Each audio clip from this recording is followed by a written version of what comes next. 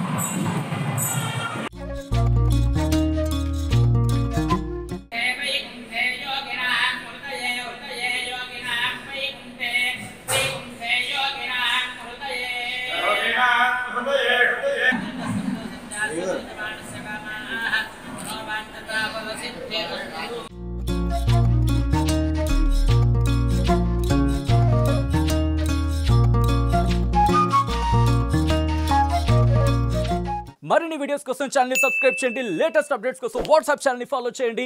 And link description లో ఉంది.